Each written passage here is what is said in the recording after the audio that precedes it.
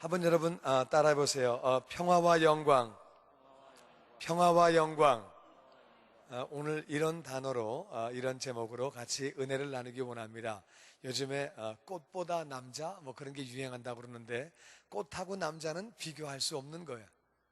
그렇게 비교할 수 없는 거를 비교해서 그런 단어를 만들었는데 평화와 영광도 좀 단어가 좀 이렇게 조금 안 맞는 단어인 것 같은데 설교를 들으시다 보면은 이런 거구나 그러고 아시게 될 거예요. 우리 성경 말씀 누가복음 19장 28절부터 우리 봉독합니다. 신약 성경 제 성경으로 129페이지에 있습니다. 누가복음 19장 28절.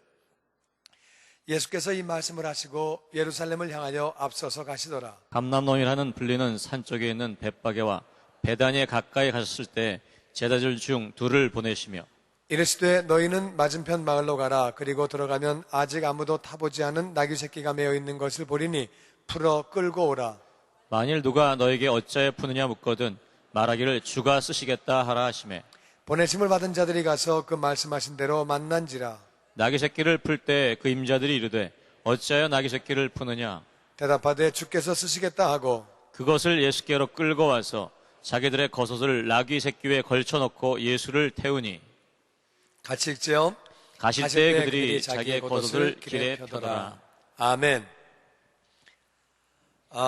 오늘은 예수님이 예루살렘에 입성하신 지 약 1980년이 지난 오늘입니다. 오늘 종려주일에 예수님은 예루살렘에 입성하시고 한 주간 동안 고난당하시고 예수님 그리고 십자가에 금요일에 달려 돌아가셨습니다. 그때의 모습인데 우리 보면서 같이 은혜를 나누죠. 예수님이 예루살렘을 향해서 가시는데 앞서서 가시더라. 이제 돌아가시는 거예요. 가시면 십자가에 달리시는 거예요. 그런데 예수님은 앞서서 가십니다. 고난의 길을 예수님이 앞장서서 가시는데 감람원이라고 불리우는 그 곳에 왔어요. 감람원은 원래 다른 말로 감람산이에요. 감람산인데 이게 워낙 산이 조그매서 어떻게 보면 산이고 어떻게 보면 언덕이에요. 어떤 사람은 감람원, 어떤 사람은 감람산. 그 지명이 중요한 것이 아니라 산을 많이 본 사람은 감람원, 산을 못 본 사람은 감람산. 갈릴리 호수가 바다를 본 사람은 갈릴리 호수, 바다를 못 본 사람은 갈릴리 바다 이렇게 말하는 것처럼 그런 걸. 하여튼 감람산 거기 밑에까지 오셨을 때 예수님이 그 산 쪽에 벳바게와 베단이라고 하는 그 지역에 거기 계셨을 때 예수님이 제자 중에 두 사람을 부르십니다. 일로 와라. 그러면서 내 말을 잘 들어라. 저 맞은편 저기 마을 보이지? 저기 마을로 가라. 그래서 가면 거기에 아직 아무도 타보지 않은 나귀 새끼가 매여 있는 것을 너희들이 볼 텐데 풀어서 그냥 끌고 와라. 만일 누가 너희가 왜 이렇게 나귀를 풀어가느냐 물어보거든 주가 쓰시겠다 하라. 이렇게 말씀하시는 거예요. 근데 제자들이 그 말씀을 받고 제자들이 가서 이렇게 나귀를 보게 됩니다. 그런데 이게 사실은요, 이게 좀 황당한 얘기예요. 이게 말이 쉬워서 그렇지 예수님이 제자들을 불러서 저기 앞에 저 마을 보이지? 저기 마을에 가면 나귀가 있을 거야. 그 나귀가 새끼가 있을 텐데 그 새끼를 풀어가지고 갖고 와. 누가 만약에 너한테 이거 왜 가지고 가냐고 물어보면은 주님이 쓰신다 그래. 이게요, 이게 그냥 가가지고 나귀가 없으면 어떻게 해요? 그 나귀가 있나 없나 어떻게 알아요? 그 나귀가 있나 없나도 모르고, 그리고 나귀가 만일 있다고 쳐도 그걸 풀어가지고 올 때 어떤 주인이 가만히 있습니까? 남의 나귀를 풀어가는데 도둑놈 아니야 이거 왜 풀어가? 저 주님이 쓰신다는데요. 그러면 보내준다는 거예요. 이게 말이 쉬워서 그렇지 좀 황당한 얘기예요. 이게 쉽게 말하면 그런 얘기예요. 저 피고로와 길에 보나벤처 호텔 앞에 가면은 빨간 차가 있을 거야. 가서 그 빨간 차 문 열고 그냥 차를 갖고 와. 주인이 나와가지고 왜 가져가? 그러면 주님이 쓰신다는데요. 그리고 그냥 갖고 와. 이게 말은 쉬운데 이게 행하기는 그렇게 쉬운 일은 아니에요. 그리고 또 나귀를 봤는데 주인이 없으면 어떡합니까? 주인이 없으면은요, 주인 올 때까지 기다려야 되는 건지, 그냥 주인 없는데 풀어가지고 오다가 주인을 딱 만나면은요, 그걸 한국말로 너 딱 걸렸어. 그게 딱 걸린 거예요, 그게. 주인이 너 뭐 하는 거야? 지금 나 없는 새. 그러면 얼마나 황당해요, 그게. 마을에 가서 끌고 나올 때 동네 사람들이 말할 거 아니에요? 야, 네 나귀 누가 가져가더란 말이야. 그러면 쫓아와가지고 얘기할 거 아니에요. 주인이 없으면 있을 때까지 기다려야 되는 건지 그냥 가져오다가 정말 봉변당하는 거죠. 옛날에 남의 동네에 가서 남의 지역에 가서 물건 훔치다 걸리면은요, 이거 아주 큰일 나는 거예요. 그러니까 이것만 황당한데 그런데 순종을 했어요. 순종하고 그들이 보내심을 받은 자들이 가서 보니 그 말씀하신 대로 나귀가 있는 거예요. 놀랬겠죠. 나귀가 있네?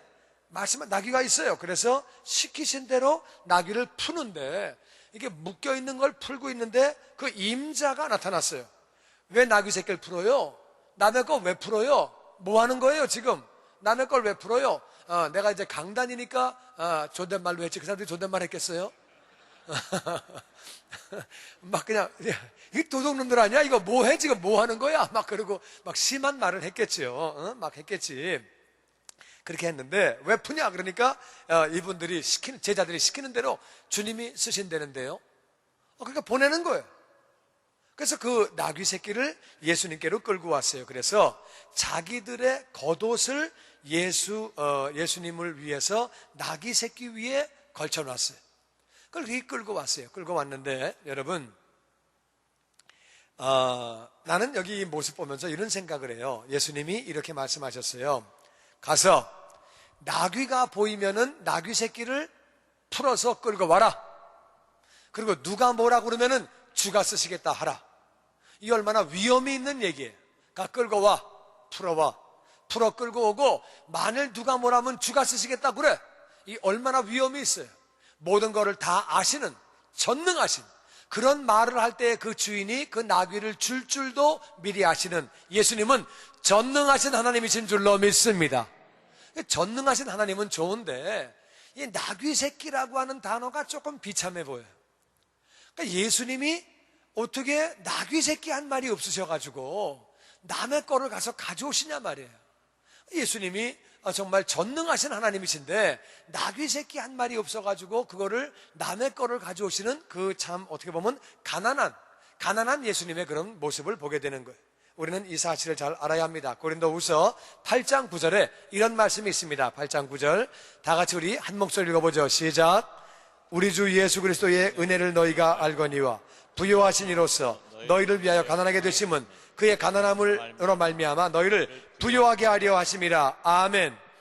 예수님은 부족한 것이 없는 영광의 하나님이신 줄로 믿습니다. 그분의 은혜가 어떤 것이냐? 은혜는 받을 자격이 없는 사람이 거저 받는 것을 은혜라고 그러는데 예수님이 주시는 은혜가 뭐냐? 우리가 알거니와 부요하신 분, 예수님은 부요하신 분인데 영광이 한이 없고 부족함이 없는 그러한 부요하신 분인데 그분이 다 같이 우리를 위하여, 나를 위하여, 너희를 위하여 가난하게 되신 것은 예수님이 가난하셨대요. 그분은 목수셨어요. 그리고 그분은 가난하셨어요. 그 예수님은 정말 나귀 한 마리 없으신 거예요. 이 유목민족은 나귀는 다 있어요.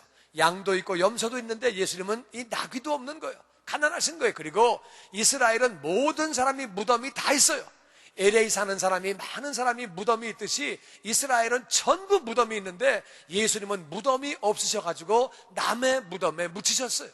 예수님 정말 아무것도 없으셨어요. 예수님은 인자는 머리 둘 곳이 없다. 아무것도 없다고 말씀하셨어요. 아무것도 없다고 말씀하시는데 예수님 나귀 한 마리 없으신 거예요. 그렇게 가난하게 되신 것은 그가 가난함으로 말미암아 다 같이 너희를 부요하게 하려 하심이라. 우리를 부요하게 하시려고 그분이 가난하게 되신 것을 믿습니다. 우리의 영이 부요하게 되도록, 우리의 마음이 부요하도록, 우리 육신이 부요하도록, 우리 환경이 부요하도록 그분이 가난하게 되신 것을 믿습니다. 그래서 예수 믿는 사람이 부요하게 사는 것은 영과 혼과 육이 환경이 부요하게 사는 것은 하나님의 뜻인 줄로 믿습니다. 아멘 하신 분만 부요하시기를 주의 이름으로 축원합니다. 아멘. 부요하게 살아야지. 가난한 거 좋아요? 가난한 거 좋아요? 대답을 확실하게 해요. 확실하게. 부요하게 사는 것이 하나님의 뜻인 줄로 믿습니다. 예수님이 그래서 가난하게 되신 거예요. 가난되신 거예요. 그래서 우리를 부유하게 살게 하시려고 우리 영이, 우리 마음이, 우리 육신이, 우리 환경이 다 부유하게 살라고 하나님이 가난하게 되셨다는 거예요. 하여튼 그런데 예수님이 그렇게 시키셔서 나귀를 남의 걸 갖고 오셨어요. 갖고 왔는데 이 제자들이 얼마나 놀래요. 나귀가 진짜 있네? 풀으니까 주인이 와가지고 뭐라고 그러는데 주가 쓰시겠다 그러니까 그냥 주네? 이건 이건 말도 안 되는 일이에요. 이건 어떻게 이런 일이 있지? 나귀를 가져오면서 얼마나 놀랬을까, 제자들이. 이게 어떻게 이런 일이 있냐 말이야, 어떻게 그냥 가져가는데 그냥 가져가라 그러냐 말이야, 이게 어떻게 된 거냐. 이게 너무 기가 막힌 일 아니에요. 이게 가져오면서 얼마나 놀랬어요. 나귀 새끼니까. 새끼니까 이게 거기다가 이제 겉옷을 갖다 이렇게 펴가지고 그 위에 이제 새끼니까 아직까지 나귀 이게 사람이 안 타본 거니까 안장이 없잖아요. 그러니까 겉옷을 벗어가지고 올려놨다고 나귀 새끼 위에 겉옷을 걸쳐놨대요. 겉옷을 그렇게 걸쳐놨다고 성경은 말합니다. 겉옷은요, 사람은 요즘에는 좀 안 그렇지만 옛날에는, 요즘에도 뭐 거의 그래요. 옛날에는 속옷은 잘 못 입어도 겉옷은 잘 입는 거예요. 겉옷은 요즘에도 그렇죠. 속은 대충 입고 겉옷을 비싼 거 입죠. 겉옷을 제일 좋은 거 입잖아요. 안 그래요? 하여튼 우리 시골서는 뭐 속엔 대충 뭐 이렇게 좀 구멍이 나고 막 좀 뚫어져도 겉에는 그냥 잘 입는 거야. 그 겉옷을 갖다가 벗어서 그 나귀의 안장으로 그렇게 놨다는 거예요. 너무 감동을 받아서 제자들이, 그러면 이제 속옷 막 빵꾸난 거 다 이제 그런 것들 나올 텐데 그 옷을 벗었다는 거예요. 벗어놓고, 그리고 예수님을 태울 때 가실 때에 그들이 자기의 겉옷을 벗어서 이제는 길에다가 쫙 폈다는 거예요. 길에다가 이건 무슨 말이냐면은 아주 임금이 행차하거나 높은 사람이 행차할 때 카펫을 쫙 깔잖아요. 길을 깨끗하게 만들려고 옷도를 벗어가지고 그 나귀 가는 길 앞에다가 막 사람들이 놨다는 거예요. 그게 그들이 그렇게 놨다는 거예요. 예수님의 그 모습 때문에, 예수님의 그렇게 한 것 때문에 그들이 예수님이 누군지를 알기 때문에 겉옷을 그 앞에 쫙 폈다는 거예요. 이제 나귀가 밟고 지나가면 옷이 망가지겠지요. 그런 중에도 그 자기 옷들을 다 그렇게 앞에 놓고서 예수님을 경배했다 그 말이에요. 예수님을 그렇게 올려드렸다 그 말이에요. 그랬는데 이제 중요한 것은 왜 예수님은 나귀를 타셨느냐? 이 나귀가요, 말이 아니에요. 말은 타면은 폼나고 멋있거든요. 근데 나귀는 타면은요, 사람이 아주 이상해 보여요. 사람이 그걸 타면은요, 사람이 망가지는데 그렇게 돼 있는데, 우리 같이 그 예수님이 왜 나귀를 타셨느냐? 우리 한번 같이 스가랴 9장 9절 말씀을 봅니다. 다 같이 읽어보죠. 시작. 시온에 따라 크게 기뻐할지어다. 예루살렘에 따라 즐거이 부를지어다. 보라, 내 왕이 내게 임하시나니 그는 공의로우시며 구원을 베푸시며 겸손하여서 나귀를 타시나니 나귀의 작은 것 곧 나귀의 새끼니라. 아멘. 예수님은 예언대로 오셨다가 예언대로 사셨다가 예언대로 죽으시고 예언대로 부활하시고 예언대로 승천하신 것을 믿습니다. 예언대로 다시 오시는 줄로 믿습니다. 그래서 예수님은 예언대로 오셨기 때문에 우리가 그분이 메시아인 줄 아는 거예요. 예수님은 예언대로 오셨는데 스가랴서에 보니까 예수님이 예루살렘을 입성하실 때 나귀 새끼를 타신다는 거예요. 이건 이루어질 수가 없는 거예요. 왜냐하면 어른들은 나귀를 타지 않아요. 더군다나 예수님은 선생님으로 오셨는데 선생님은 나귀를 절대 타지 않아요. 이 점잖은 체면에 이게 뭐냐면 우리말로 얘기하면 어른이 세발 자전거 타는 거예요. 누가 세발 자전거를 타고 시내를 지나갑니까? 애들하고 놀 때는 몰라도 그거 타고 시내로 안 나가죠. 그거는 정상적인 행동이 아니에요. 나귀를 타는 건 진짜 부끄러운 거예요. 이건 애들도 안 타는 거고 정말 애들도 티네이저는 안 타요. 그런 건데 예수님이 그걸 타시고 예루살렘을 들어오시는데 그걸 왜 타셨느냐? 예언이 이루어지기 위해서 타신 것이고 또 예수님은 다 같이 겸손하시기 때문에 이 나귀를 타셨다고 성경은 기록하고 있습니다. 나는 저와 여러분이 예수님을 닮아가는 겸손한 자가 되어지기를 주의 이름으로 축원합니다. 예수님 겸손하셔서 나귀를 타셨다는 거예요. 그래서 제자들이 거기다가 이제 옷을 깔아놓고 옷을 다 이렇게 안장에 올려놓고 예수님 타고 오셨다는 거예요. 그때 어떤 사건이 있었는지 37절 말씀을 계속합니다. 이미 감람산 내리막길에 가까이 오심에 제자의 온 무리가 자기들이 본 바 모든 능한 일로 인하여 기뻐하며 큰 소리로 하나님을 찬양하여 이르되 찬송하리로다. 주의 이름으로 오시는 왕이여, 하늘에는 평하여 가장 높은 곳에는 영광이로다 하니, 무리 중 어떤 바리새인들이 말하되 선생이여 당신의 제자들을 책망하소서 하거늘 대답하여 이르시되 내가 너에게 말하노니 만일 이 사람들이 침묵하면 돌들이 소리 지르리라 하시니라. 아멘. 이제 예수님이 그걸 타고 내려오실 때에 감람산의 내리막길이면 거기서부터는 이제 예루살렘의 바로 입구예요. 이제 그 길로 내려오셨는데 이제 그걸로 가까이 오실 때 제자들의 온 무리가 자기들이 본 바 모든 능한 일을 인하여 기뻐했다. 능한 게 뭐예요? 예수님이 진짜 가라고 하시니까 이 제자들은 떨리는 마음으로 가봤더니 나귀가 있는 거예요. 그걸 풀어가지고 오는데 주가 쓰시겠다고 하니까 정말 풀어주는 거예요. 그러니까 이 갔다 오면서 이분들이 얼마나 감격했겠어요. 정말 이런 일이 생기네? 어떻게 이런 일이 있지? 갔다 와가지고 말을 했겠죠. 가니까 나귀가 있더라 말이야. 푸는데 주인이 와가지고 왜 푸냐? 우리 얼마나 황당했겠어. 그래가지고 우리가 주가 쓰시겠다는데요? 이랬더니 그냥 가져가려는 거야. 그럼 가져온 거냐? 우리가 그 말 듣고 얼마나 놀랬겠어요. 그러니까 그 말을 들으며 생각하니까 그분들이 그게 아니고 그뿐이 아니고 바로 조금 전에 여리고에서 문둥병자를 고치시고 여리고에서 장님을 눈을 뜨게 하시고 거기서 엄청난 사건이 있었어요. 그러고 보니까 그들이 기억나는 것들이 많이 있는 거예요. 예수님이 물 위를 걸어가시고 죽은 자를 살리시고 예수님께서 그렇게 귀머거리를 듣게 하시고 벙어리를 말하게 하시고 예수님이 엄청난 기사와 이적으로 귀신들을 쫓아내시고 그리고 물고기 2마리와 빵 5조각을 가지고 남자만 5,000명, 여자와 어린아이와 노인까지 합치면은 2만 명이 못 넘는 사람들을 그렇게 많은 사람들을 예수님이 다 배불리 먹이시고 12광주리 거두시고 그리고 뿐만 아니라 예수님께서 물 위를 걸어가시고 뭐 엄청난 기적들이 다 생각이 나는 거예요. 그러면서 그것들을 인하여 그들이 그렇게 기뻐하며 큰 소리로 하나님을 찬양하면서 찬송하리로다. 주의 이름으로 오시는 왕이요. 이 주의 이름으로는 하나님 아버지의 이름이에요. 하나님의 이름, 하나님의 이름으로 오시는 왕이요. 예수님이 왕이다. 당신은 메시아다. 우리의 구원자다. 선포하는 거예요. 하나님의 이름으로 오는 당신은 우리의 왕이다. 당신이야말로 우리의 왕이다. 우리의 주인이다. 우리의 왕이라고 막 선포하고 예수님인 우리의 메시아라고 기뻐하면서 선포하는 거예요. 그러면서 그들이 말하기를 하늘에는 평화요. 가장 높은 곳에서는 영광이로다.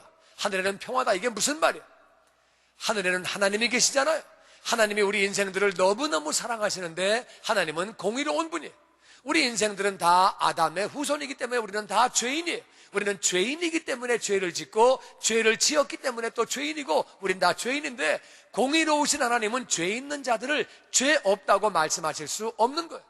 그러니까 우리는 하나님 앞에 가면 다 지옥 갈 수밖에 없는 거예요. 그런데 하나님 우리를 너무너무 사랑하셔서 예수님 보내주신 거예요. 예수님 보내주시면서 하나님은 평화를 선포하신 거예요. 이게 무슨 말이냐? 우리가 예수님 안에 들어가기만 하면 그 예수님 우리 안으로 모시기만 하면 우리는 하나님과 평화한 줄로 믿습니다. 그래서 예수님이 하늘에서는 평화라는 거예요. 예수님 바라보면서 메시아가 오셨기 때문에 이제는 하늘에서는 평화다. 심판이 아니라 예수님을 믿는 사람은 다 하나님과 평화한 줄로 믿습니다. 그래서 하나님과 평화라고 하늘에서는 평화다. 가장 높은 곳에서는 영광이다. 가장 높은 곳이 어디예요? 하나님 아버지 계신 곳이에요. 하나님 아버지는 늘 영광 중에 거하시는 분이고 그분은 영광이 부족함이 없는 분이고 영광의 하나님인 줄로 믿습니다. 그런데 인생들이 예수님을 영접해야 예수님을 만나야 영광의 하나님을 볼 수 있는 줄로 믿습니다. 예수님 없이는 영광의 하나님을 모르는 거예요. 하나님이 어떤 분인지를 모르는데 예수님을 바라볼 때에 가장 높은 곳에서는 영광이다. 바로 예수님을 만난 사람마다 예수님을 믿는 사람마다 하나님께 영광 돌리고 예배를 드리고 뿐만 아니라 예수님을 만난 사람들은 하나님의 그 삶 가운데 하나님의 영광이 나타나고 하나님께 영광을 돌리는 줄로 믿습니다. 그래서 사람들이 막 고백하는 거예요. 하늘에서는 평화다 말이야. 하나님이 평화를 선포하시고 지극히 높은 곳에서 하늘 위에 하늘 가장 높은 곳에서는 바로 영광이라고 하나님은 원래 영광 중에 거하시는 분이지만 저 예수님을 만날 때 영광의 하나님을 만난다고 선포하고 막 그렇게 외치는 거예요. 외쳤더니 바로 그 무리들 중에 있던 바리새인들이 말하기를 선생님 예수님에게 얘기하시는 거예요. 지금 이 사람들이 예수님에게 얘기를 하는데 그들은 예수님을 왕이라고 부르지 않습니다. 선생님, 예수님을 잘 모르는 거죠. 당신의 제자들을 좀 책망하소서. 하나님의 이름으로 오신다니, 왕이라니 무슨 말을 그렇게 함부로 합니까? 예수님이 메시아인 줄 모르니까 어떻게 그런 말을 막 함부로 씁니까? 하나님의 이름으로 온다니요, 그런 말 하면 안 되죠. 책망 좀 하세요. 야단 좀 치세요. 왜 경고망동을 합니까? 이렇게 하면 안 되죠. 왕이라고 막 말하고 이거 안 되는 겁니다. 야단 좀 치세요. 그랬더니 예수님이 말씀하십니다. 내가 너희들에게 말한다. 만약에 이 사람들이 침묵하면 돌들이 소리 지르리라. 이 사람이 말을 안 하면 돌들이 소리 지르리라. 이 말씀은 무슨 말씀이에요? 제자들이 하는 말이 맞다 틀리다? 맞다는 거예요. 저들이 하나님을 찬양하며 하늘에서는 평화고 지극히 높은 곳에서 영광이라고 하는 말이 맞는 것이다, 왕이라고 하는 말이 맞는 것이다. 만일 그들이 침묵하면 돌들이 소리 진다는 말은 무슨 말이에요? 돌은 내가 창조주 하나님인 걸 안 되는 거예요. 돌들이 나를 향하여 찬양하고 소리를 지르고 돌들은 나를 알아보는데 너는 왜 나를 모르느냐, 그 말씀이에요. 저들이 침묵하면 돌들이 소리 지르리라. 나는 창조주 하나님이야. 내가 창조주 하나님이기 때문에 돌들도 나를 알아. 그러니까 제자들이 이렇게 하는 건 당연한 거야. 하나님을 찬양하며 내가 왕이라고 말하고 바로 하늘에서는 평화라고 말하고 지극히 높은 곳에서는 바로 영광이라고 말하는 것은 맞는 말이야. 저들이 침묵하면 돌들이 내가 창조주이기 때문에 소리를 지를 거야. 나는 메시아다, 나는 구원자라고 예수님이 확실하게 그렇게 선포하시는 거예요. 그들 말이 맞다고 선포하시는 거예요. 그 다음에 예수님은 이렇게 행동하셨습니다. 41절 모습 마지막으로 말씀 읽어보죠.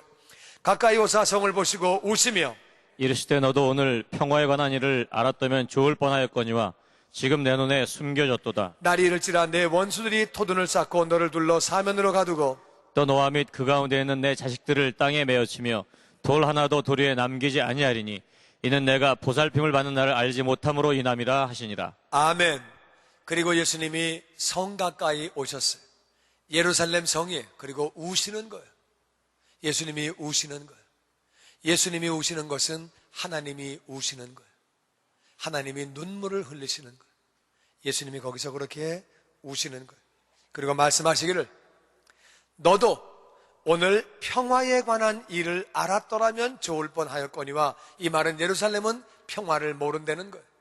예수님을 알아야, 예수님을 영접해야, 예수님을 믿어야 평화를 얻을 터인데 그들이 예수님을 모른다, 그 말이에요. 평화를 너희들이 모른다는 거예요. 예루살렘이라는 말은, 이 예라고 하는 말은 터예요. 터를 예라고 그러고 살렘은 평화란 말이에요. 평화. 그래서 살렘은 평화란 말이고 예루살렘은 평화의 터. 그러면 평화의 터. 너희들이 이름은 평화의 터인데 평화를 모른다는 거예요. 그리고 눈물을 예수님이 흘리시는 거예요. 나를 모르기 때문에, 나를 앞에 놓고도 모르기 때문에 너희들은 평화를 누릴 수 없다는 거예요. 그런데 너희들 눈에 숨겨져 있기 때문에 너희 마음에 고집을 부려서, 내가 메시아라고 하는 것을 고집을 부려서 너희들이 믿지 않기 때문에 너희들에게는 평화가 숨겨져 있다는 거예요. 그래서 날이 온다는 거예요. 그 날에 내 원수들이 토둔을 쌓고 너를 둘러 사면으로 가두고, 이 토둔이라고 하는 것은 옛날에는 성을 뺏어야 전쟁에 이기는 것인데 그 성을 뺏는 방법이 두 가지. 한 가지는 성을 완전히 포위합니다. 포위하고 그 안에서 굶어 죽을 때까지 기다려요. 그래서 굶어 죽을 때 항복하고 나오면 그 성을 접수하는 거예요. 또 한 가지는 오래 기다리는 것이 아니라 그 성 옆에다가 산을 쌓아요. 산. 그래가지고 이 성이 있다면 성 옆에다가 높은 이렇게 산같이 큰 언덕을 이렇게 쌓아가지고, 그래가지고 이쪽 언덕에서 성을 공격하는 거예요. 이 성벽이 성벽보다 높게 쌓아가지고 거기서 창을 던지고 활을 쏘고 돌을 던지고 그래가지고 공격을 하는 거예요. 그래가지고 이 성을 쌓는 것은 이 토둔, 이 산을 쌓는 거는요, 이거는 토성을 쌓는 것은 엄청난 돈이 들어가고 사람이 많이 들어가고, 뭐 옛날엔 전부 뭐 삽을 떠가지고 해야 되는 거니까 삽으로다가 성보다 높게 쌓으려고 그러면은 엄청난 인원이 동원돼야 돼. 그런데 이들이 얼마나 많은 군사들이 오는지 그들이 토성을 쌓고 그리고 그들을 포위하고 그렇게 한다는 거예요. 그래서 내 원수들이 토성을 쌓고 토둔을 쌓고 너를 둘러 사면으로 가두고 또 너와 및 그 가운데 있는 내 자식들을 땅에 메어치며 돌 하나도 돌 위에 남기지 아니하리니 이는 내가 보살핌 받는 날을 알지 못함으로 인함이라. 이게 무슨 말이냐? 내가 너를 보살피고 있는데 하나님이 은혜를 부어주시고 계시는데, 예수님 만나라고 은혜를 부어주시는데 너희들이 그것을 알지 못하기 때문에 너희들에게 이제 드디어 멸망의 날이 온다는 거예요. 예수님 말씀하시고 40년 뒤에 로마의 디도 장군이 AD 70년에 예수님이 돌아가시고 난 40년 뒤에, 부활하시고 난 40년 뒤에 로마의 디도 장군이 엄청난 군사를 이끌고 옵니다. 그 당시에 역사가 요세푸스는 기록하기를 예루살렘 성에 200만 명이 있었대요. 절기를 지키기 위해서 200만 명이 그 당시 있었는데, 절기를 지키려고 많이 모였으니까 200만 명이 모인 중에, 그런 중에 110만 명이 죽었다고 그래요. 110만 명, 절반이 넘는 숫자가 죽었어요. 성에서 굶어 죽고 칼에 죽고 창에 죽고 그렇게 죽었고, 그리고 뿐만 아니라 그리고 그 사람들이 도망가다가 성 밖에서 사람에게 붙잡혀가지고 죽은 게 40만 명이라고 그래요. 그리고 10만 명은 포로로 끌려갔대. 그러니까 160만 명이, 150만 명이 죽고 10만 명이 포로로 끌려간 거예요. 그러니까 나머지 40만 명, 그것은 이제 아주 노인네들이나 정말 아주 어린 애기들이나 이런 사람만 남았겠죠. 그러니까 하여튼 다 죽고 다 포로 끌려가고 엄청나게 비참한 그런 일이 있었고, 뿐만 아니라 돌 위에 돌도 하나도 남기지 아니하고, 성벽이 성을 쌓은 그 돌들이 돌 위에 돌 한 개도 남기지 아니하고, 그들이 그때 어떤 소문이 퍼졌냐면은 거기에 금이 있다고 그래가지고 군인들이 그걸 전부 무너뜨리고 거기 있는 금 찾아간다고 그래가지고 그걸 다 부셔버렸다는 거예요. 그래서 엄청난 성을 다 부셔버리고 그렇게 예언이 이루어지는데, 여기 말씀 보니까 사람을 메어쳐서 죽인대요. 메어쳐서. 아무리 전쟁 중이라도, 물론 사람을 죽이면 안 되지만 전쟁 중에도 사람을 메어쳐 죽이는 거는요, 이건 아주 악랄한 거예요. 악랄한 건데, 정말 잔인한 건데, 사람을 메어쳐 가지고 네 자식들을, 너와 내 자식들을 그렇게 죽인다는 거예요. 그렇게 엄청난 비극을 겪게 되는데, 실제로 이것은 AD 70년에 이런 일이 있었어요.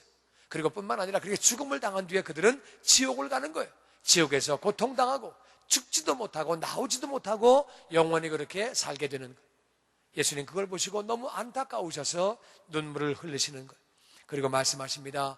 네가 무지하기 때문에, 지금 보살핌을 받고 있는 날인데 하나님의 은혜 가운데 살고 있는 그 나를 알지 못해서 멸망을 당한다는 거예요. 너희들이 모르기 때문에, 이게 하나님의 은혜 가운데 살고 있는 이 나를 모르기 때문에 그렇게 어려움을 당한다는 거예요.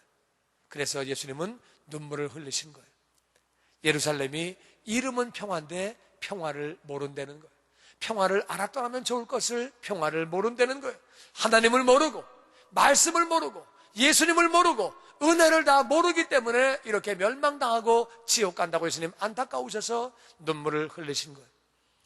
예수님, 너희들이 하나님을 알면, 말씀을 알면, 내가 누구인 줄 알았더라면, 마음을 열고 내가 누구인 줄 알았더라면 멸망당하지 않을 터인데, 너희들이 평화도 모르고 하나님도 모르고 말씀도 모르고 은혜도 모르고 아무것도 몰라서 죽는 것이 너무너무 안타깝다는 거예요. 무지하기 때문에 죽는 것이 너무너무 안타까워서 예수님이 우시는 거예요.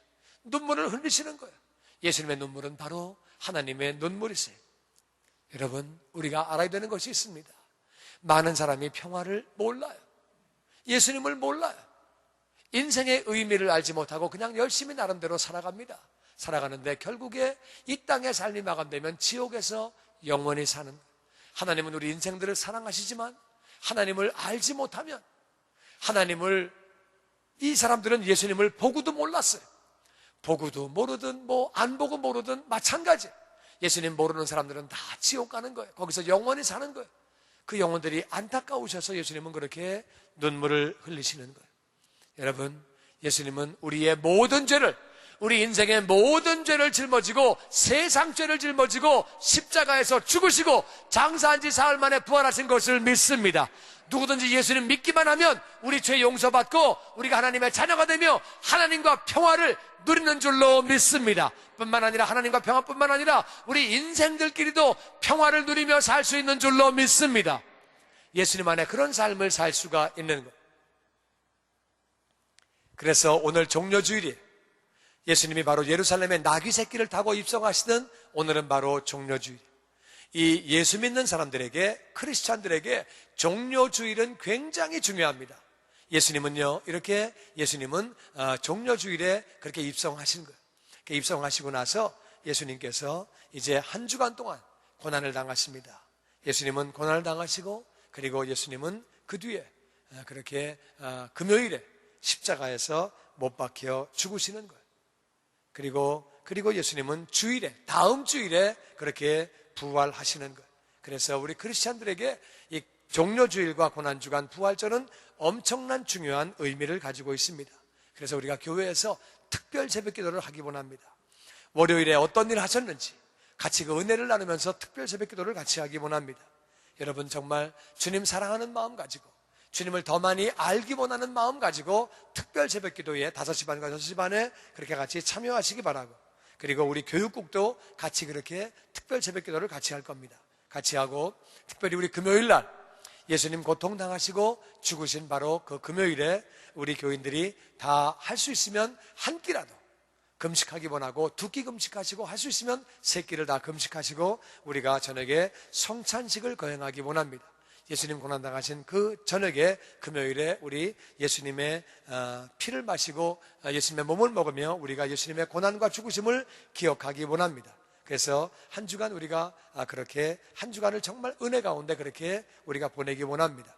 우리 구원운동의 이번은 마지막 주간이, 우리가 부활주일에 눈물 흘리시는 예수님을 우리가 생각하면서, 정말 그 예수님 생각하면서 예수님 앞으로 우리가 영혼을 인도하기를 원합니다.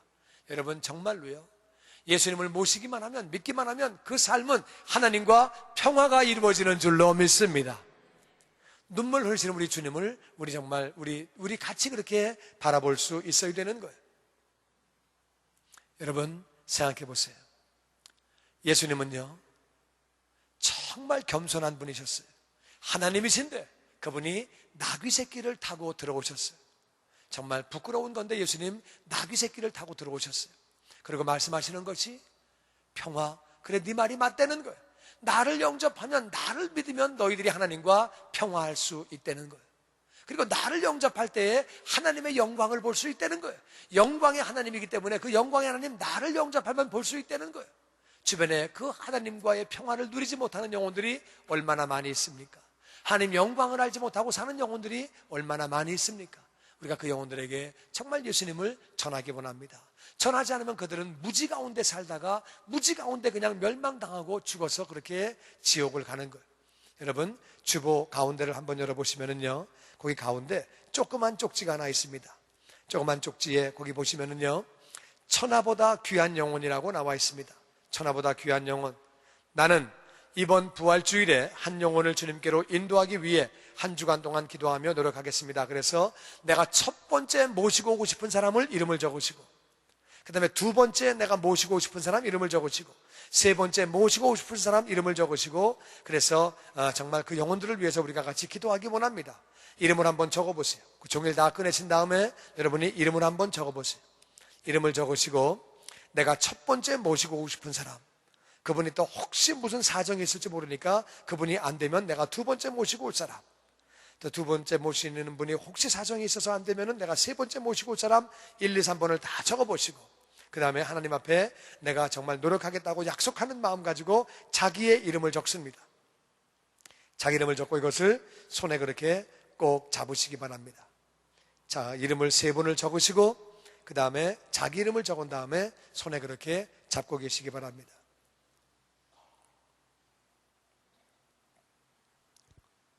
우리 인생들은 정말로 왜 이 땅을 사는가? 예수님 만나기 위해 사는 거예요. 예수님 만난 영혼은 예수님을 증거하기 위해서 사는 줄로 믿습니다. 이름을 다 적으시고 자기 이름을 마지막에 약속하는 마음 가지고 적으시고, 다 적으신 분은 종이를 꼭 잡고 계세요. 그리고 적으신 분들은 저를 보시기 바랍니다. 여러분, 우리는 예수님으로 말미암아 하나님과 평화할 수 있는 줄로 믿습니다. 예수님 때문에 하늘서는 하나님은 평화를 선포하신 거예요. 하나님은 평화다, 인생들아 나하고 너하고는 평화다 선포하신 거예요. 예수님을 받기만 하면 누구든지, 그 사람이 현재 어떤 삶을 살던 과거에 어떤 삶을 살았던지 예수님을 영접하기만 하면 하나님과 평화할 수 있는 줄로 믿습니다. 뿐만 아니라 하나님과 평화한 사람은 하나님의 영광을 보게 되는 줄로 믿습니다. 영광을 돌리는 삶을 사는 줄로 믿습니다. 이것이 얼마나 중요한 것인지 모릅니다. 나는 여러분과 제가 이번 한 주간이 예수 충만한 그러한 고난주간 되어지기를 주의 이름으로 축원합니다. 그래서 예수님이 충만함으로 말미암아 예수님과 같이 저와 여러분이 겸손한 자들 되기를 주의 이름으로 축원합니다. 뿐만 아니라 예수님이 충만함으로 말미암아 하나님과 이미 평화를 누렸듯이 이웃과도 평화가 넘치기를 주의 이름으로 축원합니다. 예수가 충만함으로 말미암아 예수님이 부연하신 분이 그분이 가난하게 되신 것은 우리를 부여하게 하려 하십니다. 영과 혼과 육과 환경이 다 부여한 자가 되기를 주의 이름으로 축원합니다. 풍성한 삶이 되기를 주의 이름으로 축원합니다. 뿐만 아니라 하나님의 영광이 나타나고 하나님께 영광 돌리는 삶이 되기를 주의 이름으로 축원합니다. 고난중간에 주님을 기억하며 영광과 정말 평강이 넘치는 그러한 삶을 하나님은 우리에게 허락하시는 것.